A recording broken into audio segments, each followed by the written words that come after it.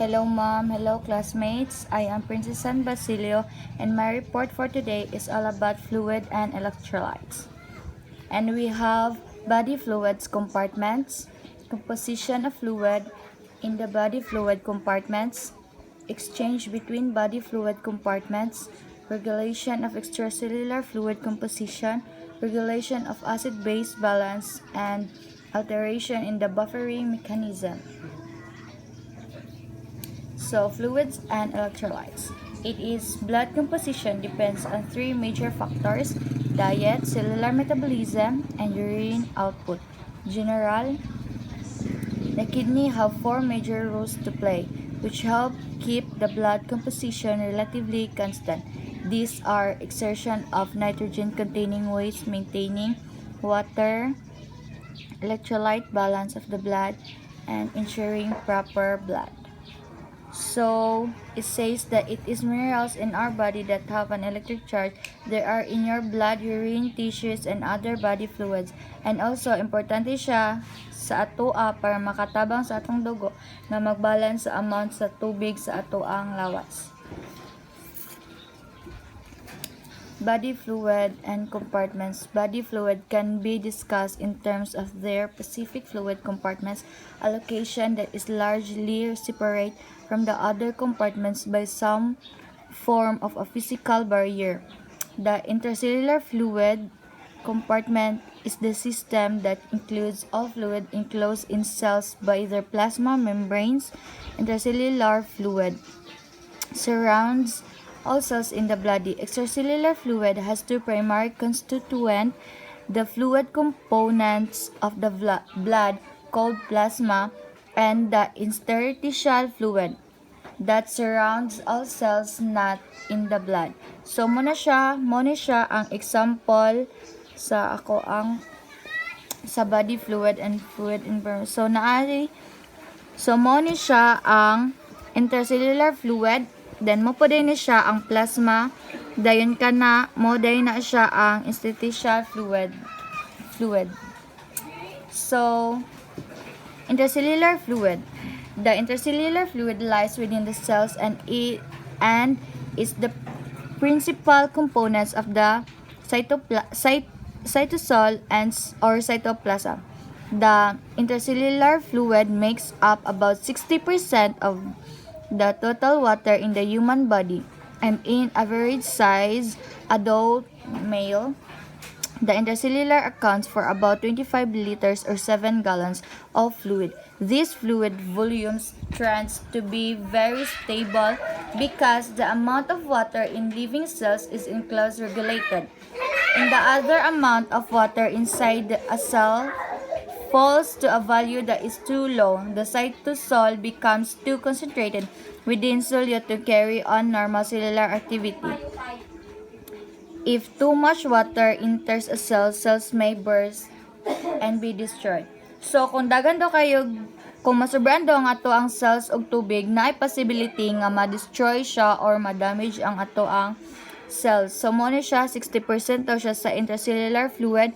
So, mo ni siya ang other fluid, plasma, and interstitial fluid, extracellular fluid. So, next, extracellular fluid. The extracellular fluid accounts for the other 1/3 of the body's water content. Approximately 20% of extracellular fluid is found in plasma. Plasma travels through the body in blood vessels and transport a range of materials, including blood cells, proteins, including clotting factors and antibodies, electrolytes, nutrient gases and waste gases. Nutrient and waste material travel between capillaries and cells through the interstitial fluid. Cells are separated from the interstitial fluid by a selectively permeable cell membrane that helps regulate the passage of materials between the interstitial fluid and the interior of the cell. So next, exchange occur almost continuously in the lungs, gastrointestinal tract, and the kidney, although this exchange alter plasma composition and volume. Adjustment in other two fluid compartments follow quickly so that balance is restored as described. So, muna siya ang example sa continuous mixing of the blood. So, muna siya ang lungs, carbon dioxide, then blood plasma, kidney is clear, plasma, filtrate of nitrogenous waste, ion, excesses, and etc. So, muna ni siya ang intercellular fluid.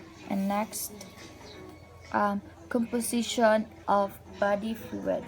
Composition of the two components of the extracellular fluid, plasma and interstitial fluid are more similar to each other than either is to the intracellular fluid. Blood plasma has high concentration of sodium, chloride, bicarbonate, and protein.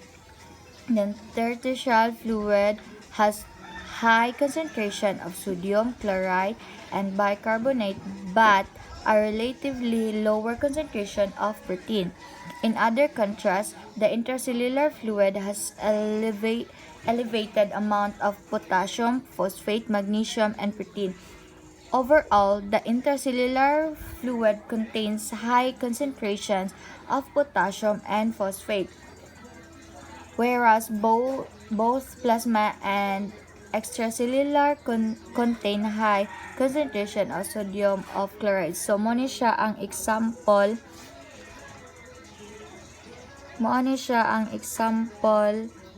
sa composition of blood fluid.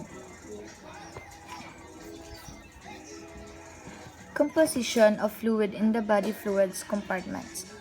Most body fluid are neutral in charge, thus cohesion and positively charged ions and anions, or negatively charged ions are balanced in fluids, as seen in the previous graph. Sodium ions and chloride ions are concentrated in the extracellular fluid of the body, whereas potassium ions are concentrated inside the cell, although sodium and potassium can leak through pores into out of cells respectively. High level of potassium and low level of sodium in the intracellular are maintained by sodium-potassium pump in the cell membrane. This pump uses the energy supplied by adenosine triphosphate to pump sodium out of the cell and potassium into the cell. So, here's the example. So, muna siya ang sodium. Here's the plasma membrane, cytoplasm, and the phosphate and potassium. Next, fluid movement between compartments. Hydrostatic pressure, the force exerted by a fluid against a wall, causes movement of fluid between compartments. The hydrostatic pressure of blood is the pressure exerted by blood against the wall of the blood vessels by pumping action of the heart. In capillaries, hydrostatic pressure is also known as capillary blood pressure is higher than the opposing colloid osmotic pressure in blood. A constant pressure primarily produced by circulating albumin at the arteriolar end of this pressure force plasma and nutrients out of the capillaries and into surrounding tissues. Fluid and cellular waste in the tissue enter the capillaries at the venous end, whereas hydrostatic pressure is less than osmotic pressure in the vessels. Filtration pressure is squeezed from the plasma and the blood and the additional fluid surrounding the tissue cells. The surplus fluid in the interstitial space that is not returned directly back to the capillaries is drained from tissues by the lymphatic system and then re-enters the vascular system at the subclavian veins. Next, fluid movement between compartments, filtration, no? And we have filtration, no net movement, reabsorption. So, fluid exists capillaries since capillaries hydrostatic pressure is greater than blood colloidal osmotic pressure. No net movement of fluid since capillary hydrostatic pressure, blood colloidal osmotic pressure, fluid re-enters capillaries since capillary hydrostatic pressure is less than blood colloidal osmotic pressure. So, fluid also moves between compartments along an osmotic gradient. Recall that an osmotic gradient is produced by a difference in concentration of all solute on either side of the semi-permeable membrane. The magnitude of the osmotic gradient is proportional to the difference in the concentration of solutes is one side of the cell membrane to that on the other side. Water will move by osmosis from this side where its concentration is high and the concentration of solute is low to the side of the membrane where its concentration is low and the concentration of solute is high.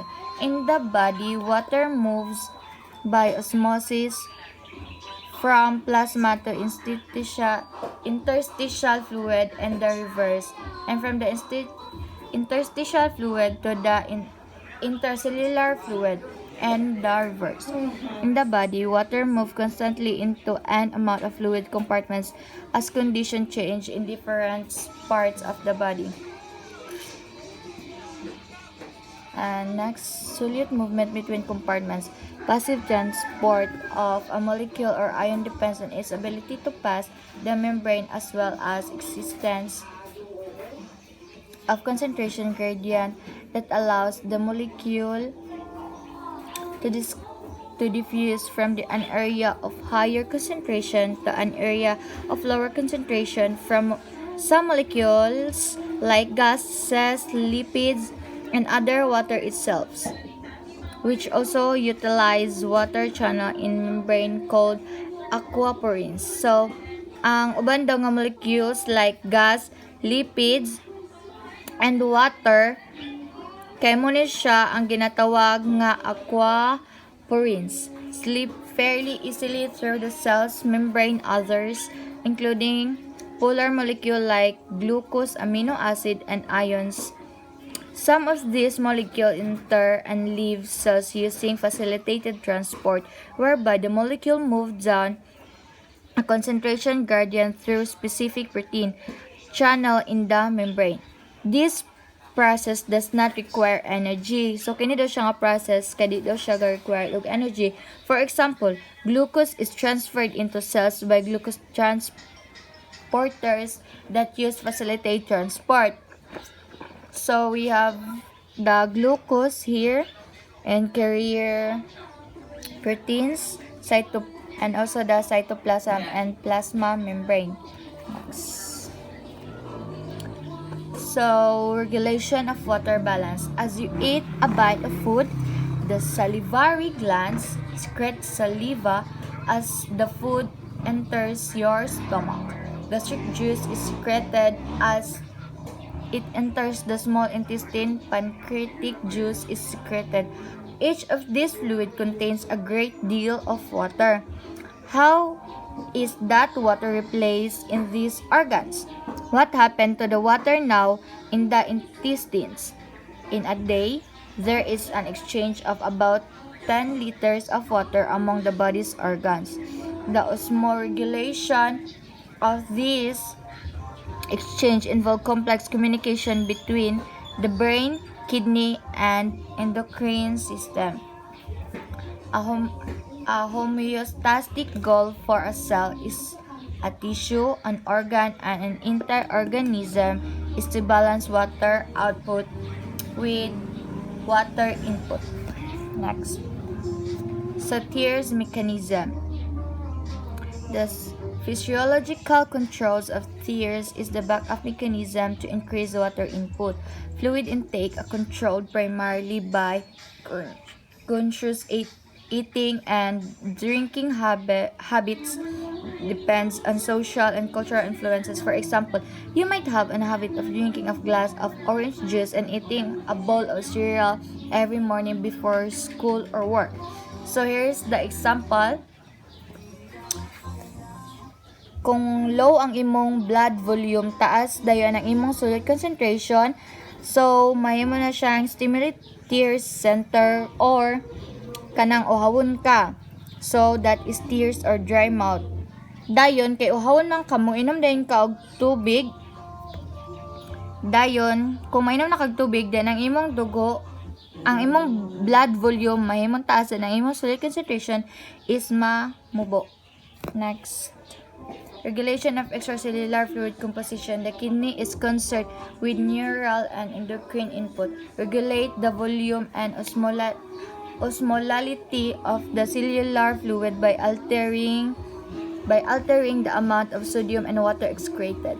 This is accomplished primarily through alteration in sodium and water reabsorption and mechanism which differ within each nephron segments.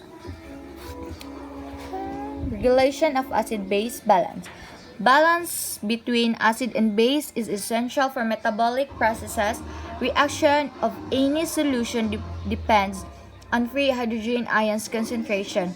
The term used to indicate is potential of hydrogen. pH is negative, logarithm, and hydrogen ions concentration. The body's acid-base balance is tightly regulated to keep the arterial blood pH between 7.38 and 7.42. Buffer solution keep the pH constant in a wide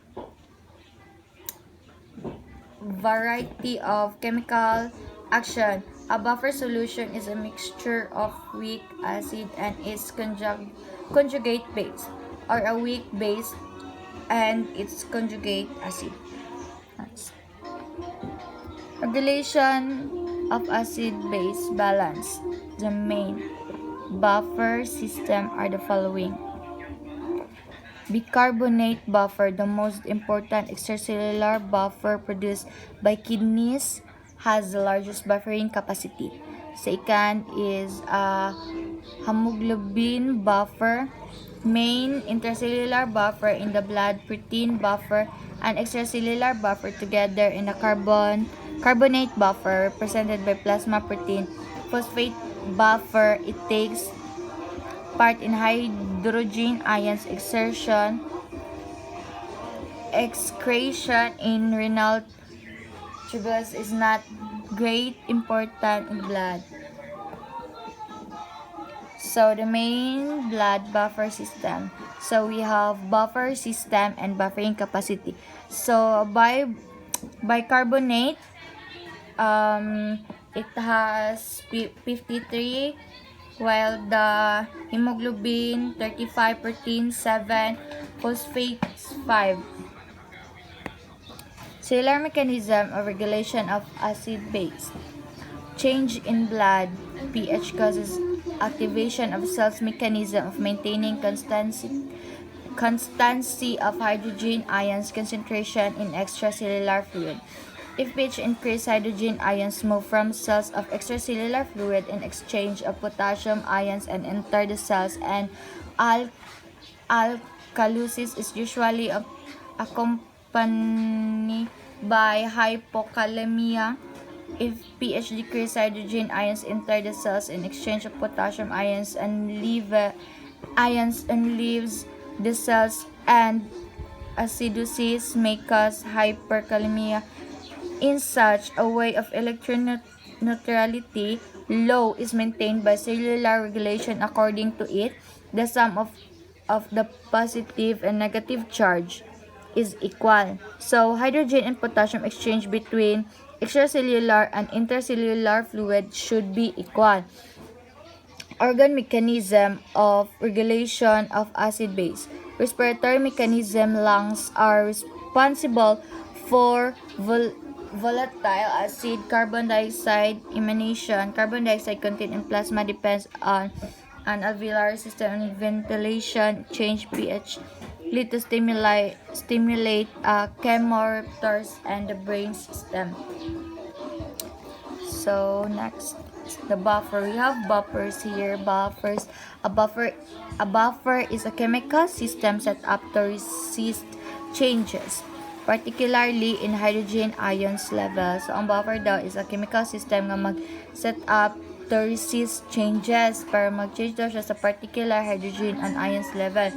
So ang bicarbonate buffer system mo ni siya ang sodium bicarbonate and carbonic acid are body's major chemical buffer, while carbon dioxide, a major compound controlled by lungs, is carbon dioxide. Is the respiratory system can be rapidly compensate for too much acid and too little acid by increasing or decreasing the respiratory rate, thereby altering the level of carbon dioxide. Bicarbonate ions are basic components in the body, and the kidney are key to regulating the amount of carbonate in the body. Measuring of arterial blood gas, the pH level and amount of specific gases in the blood indicate if there is more acid or base and their associated values. Respiratory acidosis. Respiratory acidosis occurs when breathing is inadequate and builds up. Respiratory alkalosis. Respiratory alkalosis occurs as a result of hyperventilation or excess aspirin intake. Metabolic acidosis is metabolic is impaired, causes a decrease in bicarbonate and build up of lactic acid. Metabolic alkalosis. Metabolic alkalosis occurs when carbonate ions concentration increase, causing an elevation in blood pH. So, thank you for listening.